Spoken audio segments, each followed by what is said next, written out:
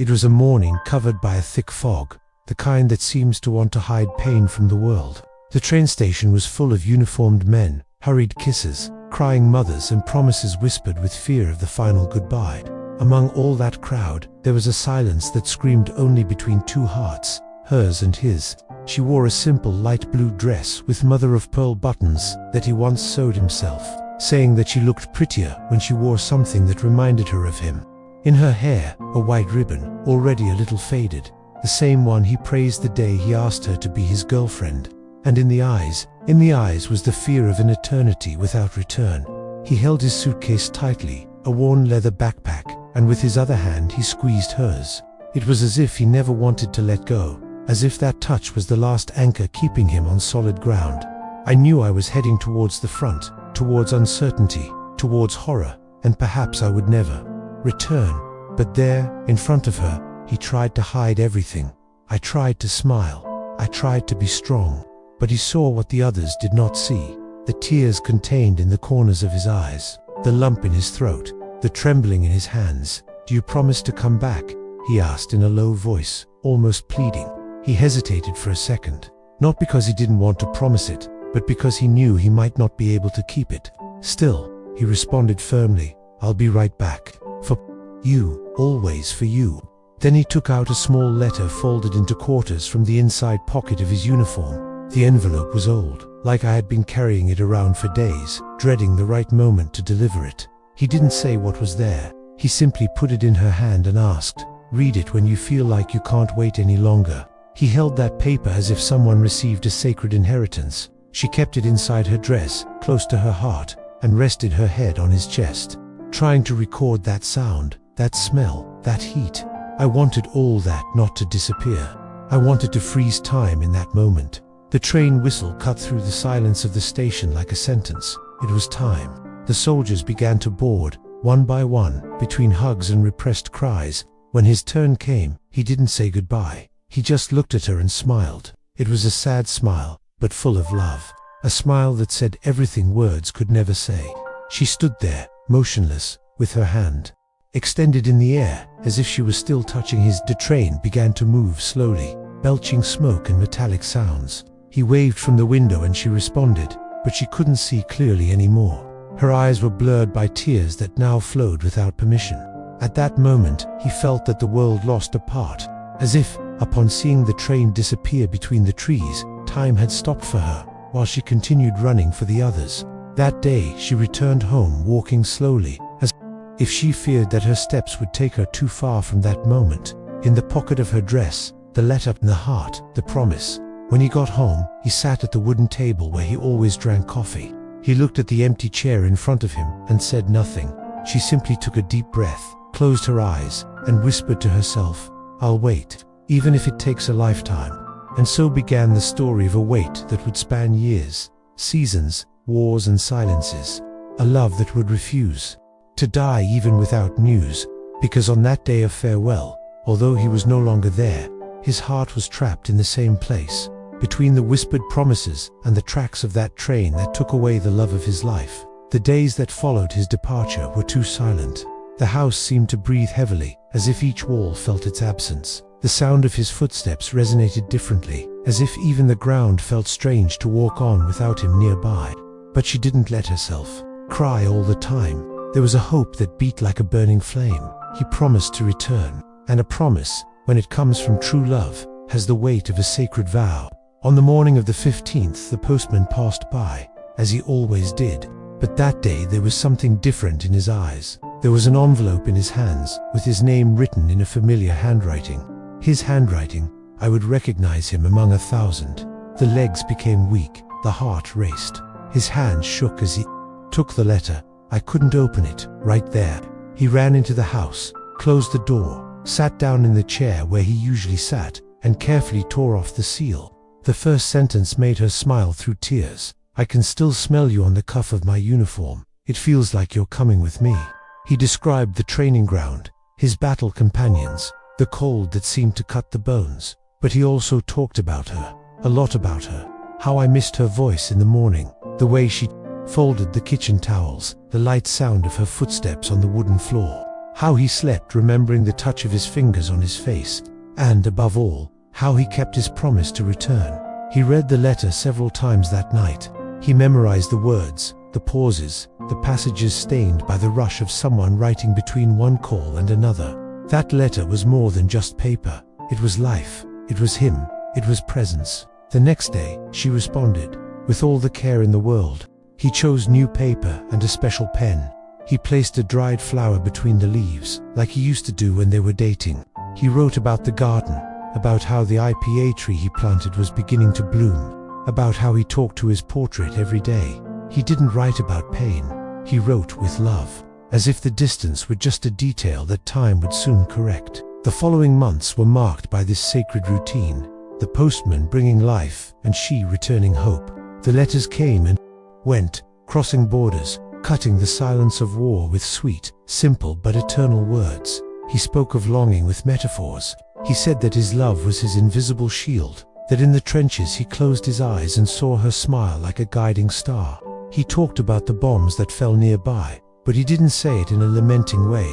He spoke like someone who has someone waiting, and so he keeps breathing, even with the world falling apart around him. She, in turn, talked about the flowers, about the city that was changing, about the neighbors who asked her if she had received any news yet. She talked about dreams in which he appeared, of days when she missed him so much that she slept in the chair where he always sat. These letters became his oxygen. They were written in haste, read calmly, and preserved as relics. He placed each one in a wooden box, one he had made a summer ago, and every time doubt threatened to come through the door, I would open the box, pick a letter at random, and read it. It was like he was hugging her again. But, little by little, the rhythm of the letters began to change. They took longer to arrive. They came with censorship marks, some sections crossed out, a sign that the war swallowed even words. Still, each letter was celebrated as a victory. As long as there was paper and ink, there was love, there was connection, there was hope. Until the day came when he wrote a letter and received no response, wrote another, then another, nothing. The postman began to pass by without looking. The days became heavier. The garden was still blooming, but she no longer picked the flowers. Her portrait was still on the wall, but she didn't talk to him as much anymore. Even so, he never stopped writing. He continued to send letters, even without a response, because, deep down, he believed that one day, somewhere in the world, he would open one of them. Because those who truly love do not give up when silence comes. Just write, louder. The postman still came by here in the mornings, the same rhythmic step on the gravel of the road, the same sound of the bicycle, screeching as if it were also tired from waiting so much. But now, every time he approached the house, she knew, before even seeing him turn the corner. I knew it by the way he avoided looking out the window, by the way he simply waved, without stopping. No letter, no news. Without him, the silence began subtly, almost imperceptibly. First a week without a response, two, a month too, and then, the absence took shape. He took the house, he sat down at the table, he slept next to her. It became the most constant company. At first he made excuses. Maybe the cards were getting lost. Perhaps he had been moved to an area without access to the post office. He may have been sick, but he was recovering. Maybe. Hope always found a way not to die. But as the months passed, the pain of absence began to hurt in a different way. It was no longer the longing for someone far away. It was the fear of never again. The kind of fear that is not said out loud, because saying it is almost accepting it. She continued writing, every week, with the same delicacy, the same tenderness. He talked about the flowers in the garden, now a little drier, the dress she hadn't worn since the day she left, from the street children who were already asking if it was a dream. He wrote as if he was still sure that one day I would read it, because, deep down, I needed to keep believing. It was either that, or let my heart break once and for all. The neighborhood began to comment. They said it was time to move on, that I was too young to live on memories. That war took many, and there was no point in fighting against destiny.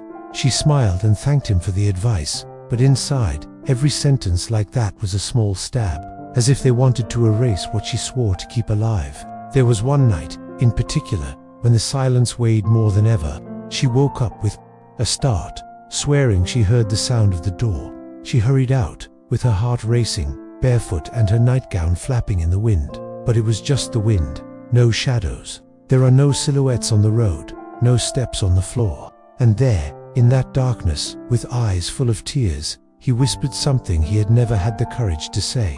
"Where are you?" The question remained in the air. No response, no echo, just the distant song of a crow crossing the dawn. He began to search for answers. He wrote to the barracks. He headed to the neighboring city. He asked the priest and his old friends for help. Some said he was missing in action. Others, who had last seen him near a ruined town, but no one knew for sure. Nobody. Without documents, no certainty, just more silence. But still, she did not cry in public. I didn't wear black. He didn't cry. To her, he wasn't dead. He was absent. And absence is not the end. Absence is a pause. It's a comma. And as long as there was a sigh of doubt, he would continue waiting. It was during this period that he developed a new ritual. Every time the sun set, she would sit on the porch, hands in her lap and eyes on the horizon. He would stay there for minutes, sometimes for hours, just looking, wait like someone who listens to the steps that have not yet arrived, like someone who believes that, one day, they will see a familiar silhouette appear on the curve of the road. Silence became routine. The void became a resident of the house, but love... Love resisted. I was smelling the freshly brewed coffee she was still making for two, in the pair of slippers they never took off, in the note framed on the wall, in his own handwriting. "I'll be back before next spring." The springs arrived, and they left. No letters. Without him. But she still watered the garden. He was still arranging the cutlery for two. I still waited, because silence may hurt, but it does not kill those who love with faith. The years began to accumulate like dry leaves in the yard, silently, almost without her realizing it. Life, around us, continued its course with the same haste as always. The baker on the corner was already different. The neighbor got married and had children. Even the old church bell was replaced by a more modern, cleaner, but less noisy one, as if time wanted to erase the traces of the old station that saw that train depart. But inside that house nothing changed. The curtains were the same. The crochet tablecloth was still there, with slight wear to the corners. The garden, despite battling merciless winters and summers, continued to flourish under his care. The chair by the fireplace remained empty, but never forgotten. It was as if he believed, deep down, that if everything stayed in the same place, he would also know how to get back. She didn't age the same way as the others. While people aged through wrinkles and gray hair, she aged through longing. The time on his face wasn't just chronological, it was emotional. Each expression line had a year of waiting. Each silver thread, a spring without it. On Sundays he continued to go to Mass in the same blue clothes that he wore on the day of his farewell. The shoes no longer shined. The fabric was frayed on the sleeves, but he wore it reverently, like a battle uniform, his own war against oblivion. The townspeople learned to respect her in silence. Some called her the mourning widow, others from the waiting woman, but no one made fun because there was something about his presence that inspired reverence. She wasn't just a woman waiting for a lost love. He was a living monument of fidelity, a beacon for all those who, at some point in their lives, thought about giving up. The childhood friends got married, had grandchildren, and moved to another city. Some even sent sporadic letters, asking if he still lived in the same house. The answer was always the same: yes, because there he said he would return, and she would. Ever change the meeting point? Time tried several times to erase his memory. He tried with oblivion, with loneliness, with invitations to start again. Good men knocked on the door. They brought flowers, sweet words, and even promises of a new beginning. But she smiled kindly and refused, as if to say, the love I waited for was greater than any love I was offered. One time, one of the neighbor's daughters asked him why he didn't take that old portrait off the wall. The boy, curious, wanted to know if it wasn't sad to see the face of someone every day who never returned. She answered calmly, "It makes me sad, yes, but it gives even more strength. Because when you truly love, absence is never total absence, it becomes a memory. And memory, my daughter, is a kind of disguised presence. Sometimes at night I still wrote letters. I knew no one would read them. I knew there was no address, but he wrote anyway. He talked about the sunset, about the new rose that bloomed in the garden, about the little bird that now perched every day on the windowsill, and it always ended with the same words, "Come back. I'm still here. I always will be." It was as if he wanted to leave footprints, like breadcrumbs in fairy tales. As if, in some corner of the world, he was trying to find his way back, and each letter was a lit lantern. Time passed. It happened, as it happens to everything that is alive. But in her, the step was not destruction, it was resistance. She remained, not out of stubbornness, but out of love. A love that did not need daily tests to exist. A love that is not measured by physical presence, but by constant fidelity.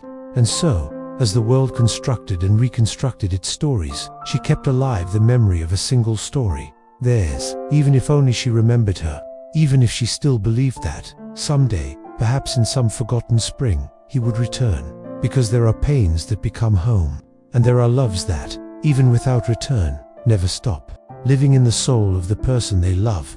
Before continuing, I need to tell you something important. If this story has touched your heart so far, then you understand the value of every second of this wait. And that's why I want to make a special request of you. Leave your like right now. It shows that this type of content needs to continue being told. And it is thanks to this that we can reach more people with stories that really matter. Subscribe to the channel. Here you will not only find stories, you find feelings, memories, lives that resist time. And every time you support with a simple click, you help keep those memories alive. And now, take a deep breath, because the next chapter will excite you even more. She did not accept the silence, she followed him.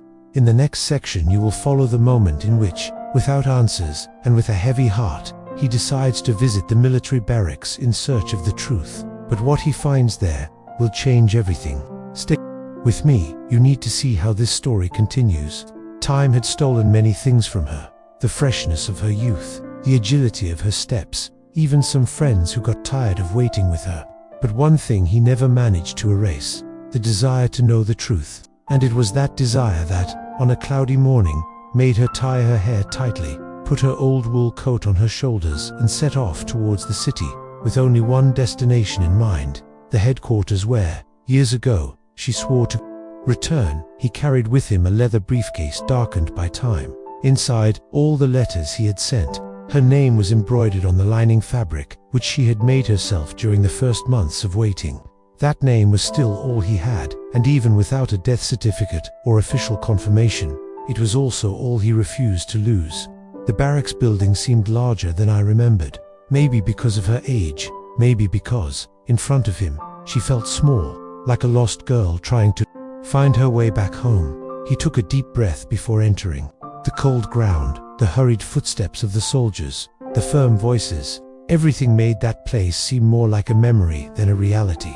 The person in charge of the counter, a tired-looking young woman, greeted her formally. He explained, in a firm voice, why he was there. He showed the folder, the papers, the letters. He repeated her name as if he was still waiting to hear someone say, "Oh yeah, he's here." Full name: Joaquim Fernandez de Lira, in registration 02-1976. He was called in February. He left the following month. He promised to return. The girl wrote quickly, but her look was that of someone who already knew the ending. And that broke the hearts of those who expected anything but indifference. A few minutes later, she was taken to a smaller room. He waited almost an hour until an agent, with grey hair and a tired expression, entered with a folder in his hand. "Are you Clara? Clara Luz de Almeida. Joaquim's girlfriend. I waited for him for 23 years, and I'm still waiting." The man nodded silently. He opened the folder and looked at a few pages. His eyes scanned the documents like someone flipping through an album of forgotten memories. Finally, he looked up and quietly said, "His name is listed as missing in action. His battalion was sent to one of the most critical areas of the conflict. Many soldiers never returned, and unfortunately many bodies were never recovered." She had heard that phrase before, but it was different to hear it there, on the other side of the table, from someone who carried the weight of so many interrupted stories in his uniform. But she didn't cry. Not there. He took one of the letters and handed it to the man. "He was talking about me. Daily here. Read. He said he would return. I'm not crazy. I'm not here out of pity. I'm here for love, because I still believe." The officer held the paper carefully, read a few lines, and for a moment, his face softened. There was a silent respect between the lines, an admiration that went without saying. "You're right. This love is bigger than many of us can comprehend." He stood up, opened a closet, and took out a small, aged metal box. She trembled as he placed her on the table. Recovered belongings. This was what we managed to bring back from the field. Years later, when they visited the area again, there are names that we have never been able to relate to anyone, but maybe. He opened the box slowly, with trembling hands. Inside was a scratched silver ring, a scarf with your initials embroidered on it, and a photo, a small photograph, folded and stained by time. It was his portrait. She covered her mouth with her hand. He closed his eyes, and, for the first time in many years, he cried from pain and relief at the same time. He still had it with him, until the end. It was not an official confirmation. It wasn't a funeral. There was no body or tombstone. But there was evidence that he had not forgotten her, not even in the last moments. He left the barracks with the box in his lap, like someone carrying a treasure. It wasn't what she wanted, but it was all he could have. And, within her, a new certainty was born. He was gone, but he never left her. The garden was the only place where time did not pass at the same pace. As the world around her grew old, forgotten, and started again, that little piece of land, just behind the house, remained a living capsule of the last happy afternoon she had with him. It was there that he planted, with his own hands, a row of rose bushes mixed with basil and lavender. He said he wanted her to be able to smell it in the air, even very far away. And she laughed, at that moment, without knowing that those plants would be, for many years, the last direct contact she would have with the man who promised to return. After returning from the barracks with the small box of belongings, he began visiting the garden as if he were going to the grave of someone who never had a tombstone.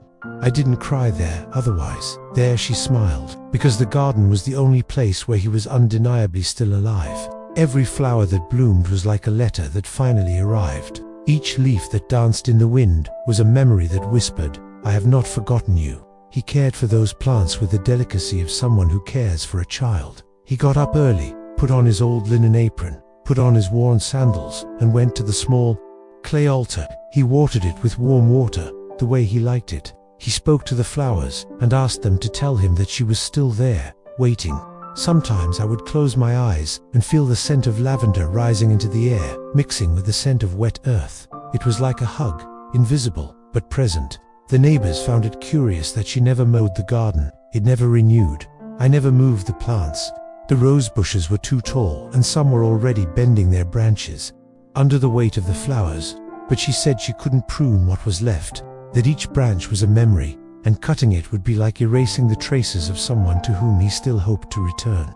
"This garden is the only thing he touched that is still growing," he said, with a half smile. "And as long as it grows, it is a sign that there is still life among us." The most impressive thing was that, year after year, even without fertilizers or modern growing techniques, the garden flourished vigorously, as if he himself understood the value he had for her, as if it were fed not only by water and the sun, but by a love that refused to die. There was a wooden bench under a tree, which he had made the summer before he left. He restored it several times with varnish and patience. He sat there every afternoon, with a book in his lap that he rarely opened. I watched the silent ballet of the leaves, the carelessly buzzing insects, and sometimes quietly recited excerpts from the letters he sent me. The wind seemed to respond with light touches on her face, as if caressing her. In a corner of the garden, where the sun shone brightest, he placed the small box he had received from the barracks. He made a stone structure around it, planted white flowers, and created his sanctuary there. Nobody else knew. It was his secret. And every time he knelt in front of the box, he murmured the same words. "As long as there are flowers here, you will be in me." Over time, the garden stopped being just a green space. It became a symbol.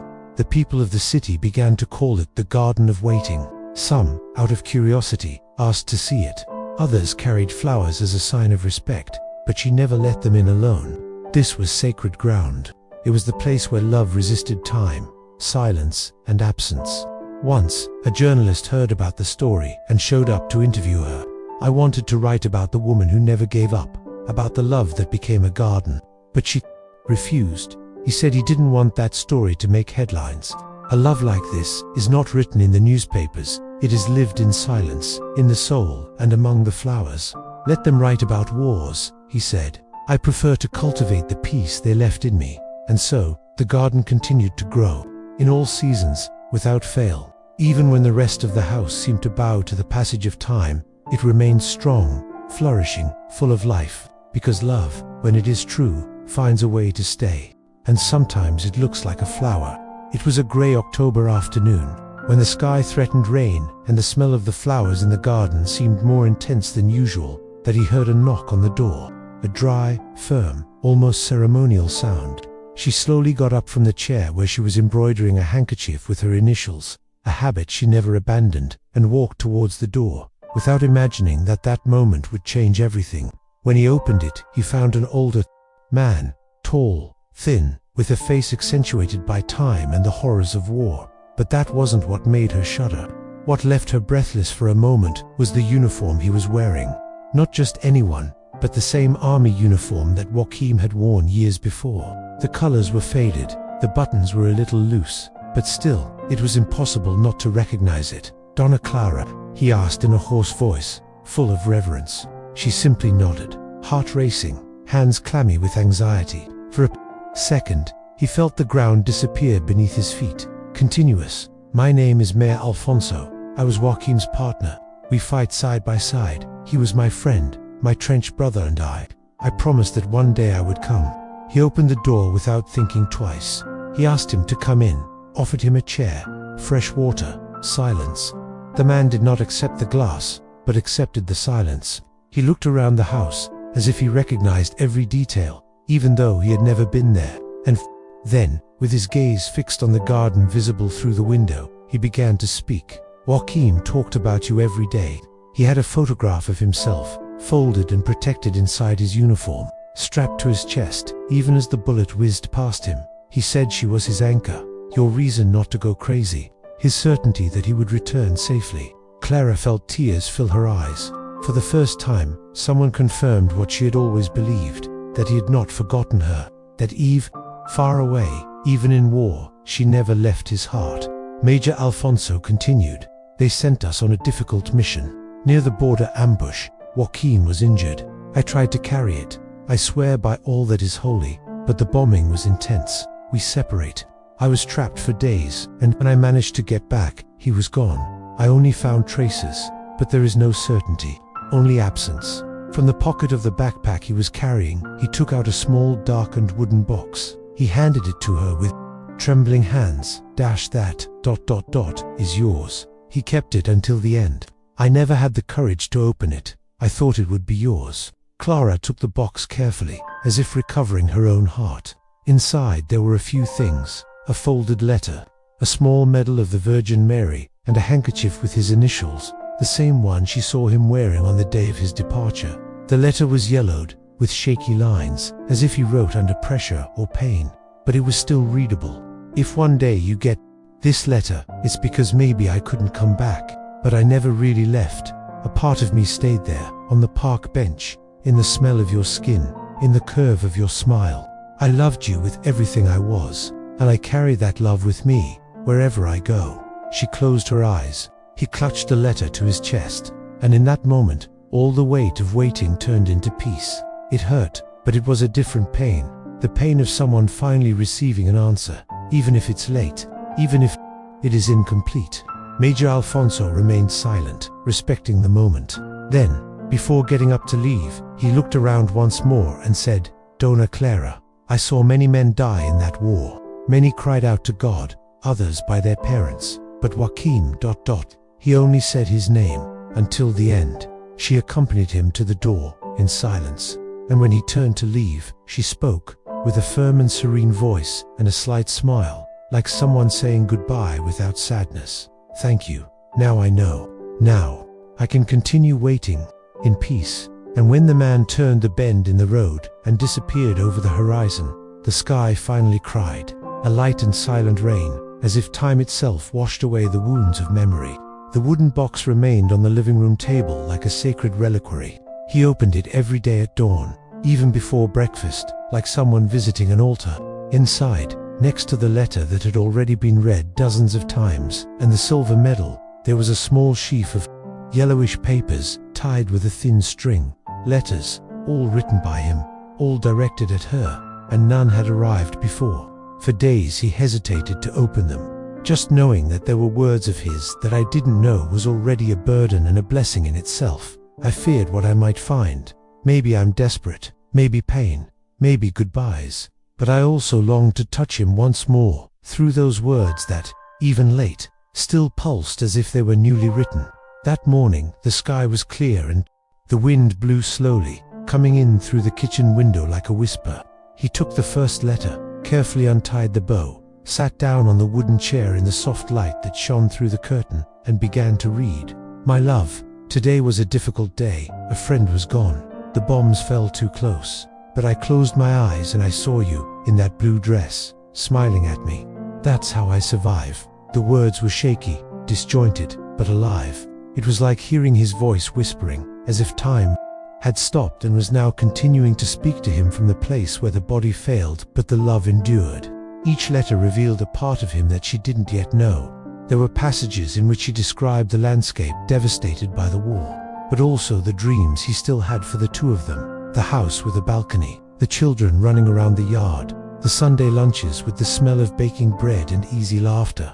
If one day I don't come back, write our story. Don't let the world forget that there was love, even in the darkest days. That phrase continued to echo in his mind for hours, because that's exactly what she was doing. Living for two, remembering for two, hoping for two. Some letters were unfinished, written in a hurry, with broken words. Sentences interrupted by scribbles, perhaps by sirens, perhaps by pain. There were marks of dirt, of dried blood, of rain. Each stain was a trace of the life he led while he could. One of the last letters moved her in a special way. In it, he talked about the day they met. Do you remember our first look? I remember it like it was yesterday. I didn't believe in destiny, but that day something told me that my time in the world would only have meaning if I was by your side. Even if it was for a short time, even if the war took me away. He closed his eyes and went back in time. He remembered the square, the shy laughter, the clumsy way she fixed her hair. That memory invaded her like an old perfume, one of those that the wind brings back when you least expect it. As he read, he realized that each letter was like a lit candle in a dark room. The pain was still there, but now there was light. There were words that were not lost. There were truths that were not silenced. And above all, there was love, still complete, even before the end. He separated all the letters, numbered them, and began copying them into a handmade hardcover notebook that he had kept for years. He called the notebook Letters. That time almost erased. And there, between ink, tears, and long pauses to breathe, she rewrote what he tried to say, so that they would never forget it. Over time, he began reading aloud, one letter a week in the garden. He sat in front of the stone box, where his objects rested, and read, as if he was still there, listening. Sometimes the wind responded by swaying the flowers. Other times, just silence, a different silence than the one that made her suffer before. Now, there was a friendly silence of communion. The letters that never arrived at the right time arrived at the time I needed them most. Because love has a time that is not that of the clock, it is the heart. And there, in that garden, among leaves and words, she found the man she never stopped loving, although she never saw him return. No matter how much hope had sustained her over the years, no matter how much the garden bloomed and the last letters brought her some relief, there was a fear that she would never have the courage to confess out loud, a fear that was only heard on long mornings, between the creaking of the wood of the house and the distant sound of a wind that seemed to know too many secrets. What if he had simply decided not to return? The question was like a small crack in the glass of faith he had held for decades. Small but growing. She didn't cultivate it. I didn't want her. But doubt grew like a silent weed, where before there was only certainty. In the loneliest moments, when the sky didn't bring stars and the garden didn't bloom, he found himself looking at his portrait and thinking, what if he got tired? What if you didn't love me like I do? It was a pain different from the others, because he learned to endure physical absence, but to imagine that his love had faded while hers burned with a constant glow that was unbearable. It was like loving a ghost that no longer belonged to him. People, over the years, have harbored this doubt without realizing it. Subtle comments, questions disguised as advice. But did you ever think that he could have continued his life elsewhere? What if he got married? If you had children, you were so beautiful, you could have been happy with someone else. She smiled politely. But inside, every sentence like that was like a needle in the fabric of love I had been embroidering for so long. Not out of anger, but out of fear. I was afraid they were right. He started avoiding mirrors for a while, because in them I saw the traces of advanced age, the deeper eyes, the skin that no longer had the youthful glow. I thought, would you recognize me now? If you came back, would you still love me the way I am? On one of those restless dawns, he got out of bed, picked up an unread letter, one of the last he had written before disappearing, and went out to the garden. He sat on the wooden bench, and his bare feet touched the cold earth. The moon was high and the night was so quiet that you could even hear the sound of leaves touching. With trembling hands, he opened the letter and began to read. And there, between blurred words and hurried lines, he found the answer he needed. If one day I don't return and doubt knocks at your door, remember this: I chose you every day, even on the days I couldn't see you. And if that love lives in you, then it never died in me. He cried like he hadn't cried in years.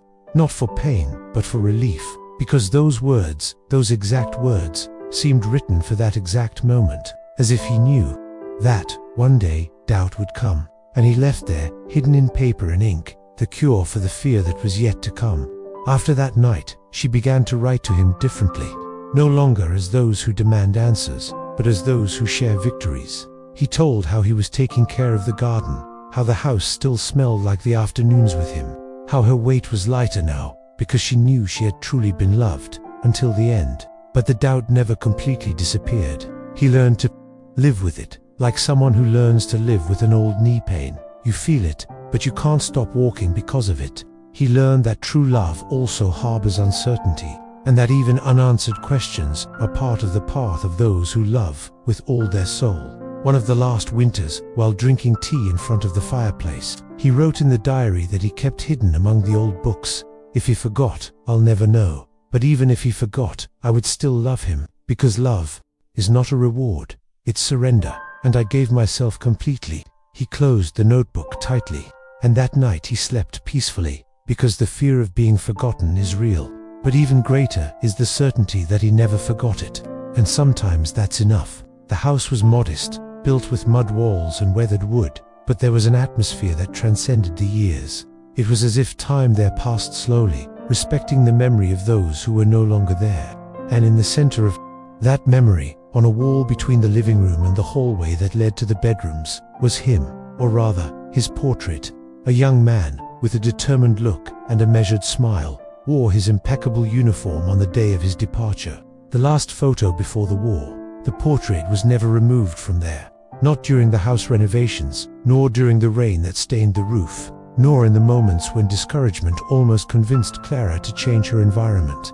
The simple, dark wood structure has withstood everything, and not by chance. That portrait was more than an image. It was a vote, an altar, a silent reminder that true love does not require a constant presence. It requires permanence. Every time she passed him, she stopped for a moment. Sometimes he said good morning, sometimes he simply looked, as if searching for an answer in the eyes of the photograph. And no matter how many years passed, no matter how much the details of his face were no longer so vivid, memory, that portrait was the anchor that held everything in its place. There he brought flowers for birthdays. It was there that he lit a candle on the days when his heart hurt the most. And it was there that he murmured, before going to sleep, the last words of the day: "Good night, I'm still here." Many found it strange. They said it wasn't good to get so attached to that a photograph could not replace life. But she never wanted to replace him. She wanted to preserve it. And preserving, for Clara, was an act of resistance. The portrait was the only thing of him that always looked at her. Once, a boy from the village, visiting the house with his mother, pointed to the photo and asked, "Does this boy live here?" Clara smiled, knelt down at the girl's height, and responded with a sincerity that had no place in theories. "Live, yes, live in silence, in the smell of coffee, in the garden, and in my heart." He never really left. The portrait, in some way, was the last link between the worlds, between what it was and what I still hoped it would be. Around him he built rituals, small gestures that fed his faith. I left a rose from the garden, leaning on the frame every first Monday of the month. He cleaned the glass with a white embroidered cloth, the same one he had used from the beginning, and he never allowed anyone to touch him, even when his hands began to shake with age, even when his eyes needed thick glasses to see the details in the frame. He continued to care for that portrait as if he cared for his own love. There was no dust that could resist the gentleness with which he cleaned the cloth. There was no bad day that could prevent that moment of communion between memory and presence. The portrait was also a refuge in days of doubt. When the fear returned, when the silence of the past resonated louder, all she had to do was look at it to remember who she was and who they were. Because in that image, an entire universe was condensed. The last hug, the last kiss, the whispered promise at the station, the train leaving and her staying. There was a day, already in his old age, when he sat in front of the portrait and began to speak out loud to it, as if it were really there. She told him about the dreams she had about him that week, about the letters you reread, of the sound of the train, which I still heard from time to time, although I didn't know if it was real or imaginary. And then, in a whisper, he said, "You know, I could have taken that photo off the wall. I could have kept it in a box. I could have tried to forget, but you taught me one thing, that true love doesn't hide, it remains. It looks life in the eyes and says, I'm here, even if it hurts." And perhaps that's why, years later, when the house disappeared, when the furniture was changed and life went on without her, no one dared to remove the portrait from the wall. He stayed there, like some kind of silent sentinel, a living memory that resisted even the all-consuming time. Because when love is real, it finds a place to live, and sometimes, that place is a simple frame on an old wall. Clara was already older. The steps were short, the hands trembled, and the memory was sometimes confused with dreams. But there was one thing that remained intact, the habit of waiting. Like a ritual that does not break with time. Like a silent prayer repeated for so many years that it becomes part of the body. Every afternoon, she would go out to the porch, sit in the rocking chair he had made himself when the world was young and full of plans, and look down the dirt road. Always at the same time, always with the same look. The afternoon kept him company, dye in the sky in golden tones, as if God knew he needed beauty to continue. Sometimes the visitors tried to distract her, talking about other things, commenting on the weather, the young people of the town, the church festivals.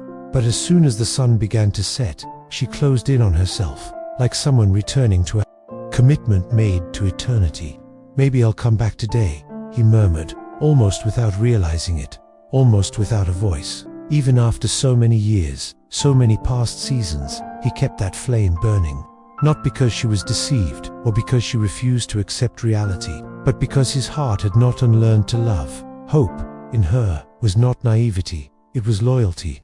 Once, a younger caregiver, hired to help her with the day's chores, asked, "Dona Clara, are you still waiting for him?" She smiled, her eyes already clouded by time, and responded with the simplicity of someone who has found a truth that the world had forgotten. You don't just wait for who can return. Whoever loves himself is expected, even if you never see each other again. Waiting is also a way of loving. It was at this stage that the days began to become calmer. His body no longer responded as before. I spent more time lying down, staring at the ceiling, talking to the memories. Sometimes I confused the schedules. I thought he left last week. In others, he said he had called to say he would be back at the end of the month. But even when memory failed, his name was never forgotten. It was like it was etched into every beat of your heart. That was the name he woke up with, and it was with that name that he fell asleep. Joaquin, in the eyes of others, she was a lonely woman, trapped in the past. But for her, life was still made up of worthwhile what-ifs. He continued looking out the window with the same delicacy of someone watching time pass, waiting for a miracle, a meeting, a presence. One of her last days she asked to be taken to the garden. He was weak, his bones ached, but he persisted. I wanted to sit on the bench one last time. The caretaker, although reluctant, helped. He gently wrapped her in a wool shawl, adjusted her legs, and left her there, in front of the flowers that continued to bloom with the same intensity as always. Clara took a deep breath. He closed his eyes. He smelled the scent of lavender, the sound of the birds. the wind that slowly moved the branches. And then, in a weak voice, he said, "I'm still here, my love. If you know that, then it was worth it." That night, he did not say goodnight to the portrait. He didn't light a candle or write another letter. He simply lay down on the bed, pulled the blanket up to his chin, and before closing his eyes, he took one last look at the portrait on the wall. His lips moved slightly, maybe a prayer, maybe a name. Nobody knew for sure, but there was peace on his face, as if he had finally found the answer he had always been looking for, as if the last breath had been the breath of waiting that is released from the body and transformed into a reunion. The next morning, the silence in the house was different. It was not an absence, it was complete. As if, finally, history had arrived where it needed to be. There were no more footsteps in the house. Not even the rocking chair creaked, but the garden was still in bloom, and the portrait was still there, like her, like love, like a hope that never dies, not even when the heart stops beating. The house remained silent for a few days after his departure. The garden was still in bloom, but without the morning footsteps. The wooden bench swayed in the wind, empty. The neighborhood walked more slowly as they passed the gate, as if time inside had stopped out of respect. It was the nephews who came to take care of the belongings. Clara did not leave children, but she left footprints, many letters organized in wooden boxes, hardcover notebooks with their reflections, books with notes in the margins, newspaper clippings carefully pasted next to Bible pages, and among those traces, at the bottom of a drawer that no one had opened for decades, there was a closed envelope, still with the seal of the National Army, addressed to her. No clear date, but with the official seal of a former deactivated medical unit. An envelope that had ever been opened, or even noticed it. The niece held that envelope as if she were holding something that belonged to another time. The paper, although yellowed, still held up. The typewritten letter read, "Information about the soldier Joaquim Fernandez de Lira." There was a thick silence in the room. The envelope was placed on the table, next to the frame with his portrait. For a moment, it was as if Clara was still there, standing, about to reach out to take it, but she wasn't. And the letter he had been waiting for all his life arrived too late. It was the niece's son who read it aloud, a curious teenager who had grown up hearing about his aunt who was waiting for someone from the war. He opened the envelope slowly, took out the paper, unfolded it, and then read it. Official report, Campo de Norte Military Hospital, September 28, 1946. We informed that soldier Joaquim Fernandez de Lira entered this unit in serious condition after an ambush on the South Line. Despite the efforts of the medical team, death was recorded on October 2, 1946. Due to the impossibility of immediate identification, the body was buried under protocol numbers embroidered. We confirm his identity. This letter aims to inform and offer condolences to the family. For a moment, no one moved. Time in the room seemed to stop. His portrait, hanging on the wall, seemed more alive than ever. The candle that someone had lit in the morning flickered in the wind that came gently through the window. She never knew it. She waited for him until the end, believing that perhaps he was alive, trapped somewhere, fighting to return. You never read that obituary. I never knew that she had died a few months after leaving, carrying her photo and the handkerchief she embroidered. For an instant, there could be a revolt, an indignation against the system that did not inform, against the errors of communication, against the destiny that decided to silence a truth for decades. But what was there was not anger. It was peace. Because deep down I didn't need that letter to believe what I already knew. She felt it, always felt, that wherever I was I thought of her. And maybe, deep down, her soul knew that he would never return. But his love decided to wait anyway. Not because he didn't know, but because he preferred to love doubt than live with the certainty of pain. The next day, the family gathered in the garden. There was no solemn mass or formal speeches, only the sound of the wind among the lavenders, and the silent presence of the living history of two hearts that never stopped searching for each other. The letter from the hospital was placed inside the wooden box, along with his other letters. On the cover they wrote in gold letters, "For those who loved until the end, even without answers." And that was how the mystery ended, not with pain, but completely. Fate, by whim or design, decided that Clara would not know it as long as she lived, maybe to protect her, perhaps to allow hope to sustain her longer, or maybe, and more likely, because some stories don't need an ending to be complete. She never read the obituary, but that didn't stop him from loving. And maybe, if he had read it, his life would have been different, shorter, more bitter, less faithful. But as it was beautiful, because sometimes not knowing is what keeps love alive. And Clara ...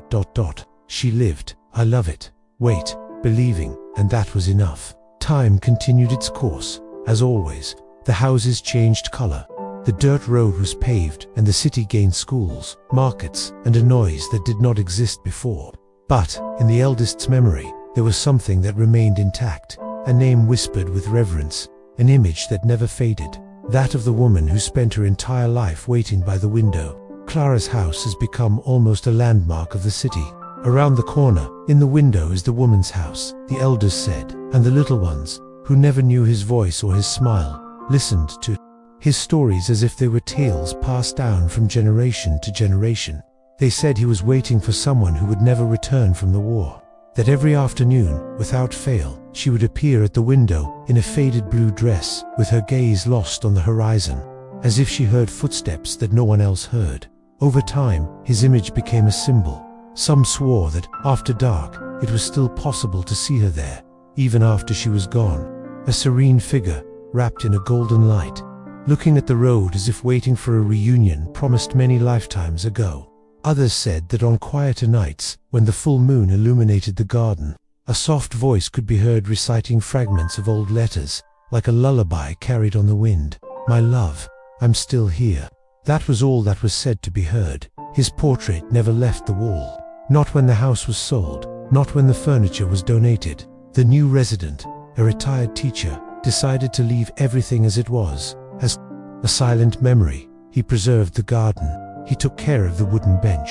And when someone asked her, she answered, "This house does not belong to me. It belongs to a love that never died." And thus the legend was born. The woman in the window became a children's book character, the name of a square, a writing topic in local schools. Her story inspired not only couples, but everyone who had ever loved deeply. It was a story that spoke of hope, resistance, and a love that chose to remain even the face of silence. For skeptics, it was just a nice story. For the sensitive, it was proof that true love transcends logic, time, and even death. One day, during a local literary fair, an 80-year-old girl came up on stage and read a poem she had written.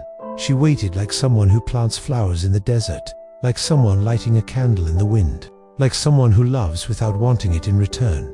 And that's why she never left. The public was moved, and many were left thinking, does a love like this still exist? But the truth is that Clara did not wait to be remembered. She waited because it was what the love inside her asked for. Because there are people who live love as if it were faith, even when everything around them says that there is no point in continuing. And that's why his story was never just about absence. It was about presence. From someone who chose to be there every day, even if he is alone. From someone who believed, until the end, that promises do not die, they simply transform. Today, when the sun begins to set over that old house, with the garden still in bloom and the portrait still there are those who swear they see a silhouette forming by the window, a soft figure, his face illuminated by the evening light. And even if it is just a legend, no one has the courage to deny it, because there is something sacred in stories that survive time, and this is definitely one of them. The woman in the window never stopped loving, and that's why he never really left. This story is not only about war and absence, but about fidelity, courage, and a love that conquered even the silence of time. If this touched you in any way, enjoy this video now. Your gesture shows that there are still hearts that value real stories. And if you, like Clara, believe that true love resists everything, subscribe to the channel. Here, each story is a tribute to memory, hope, and the beauty of what never fades. And get ready. In the next video you will meet the man who wrote a letter on the front but never had time to deliver it. A farewell that became eternity.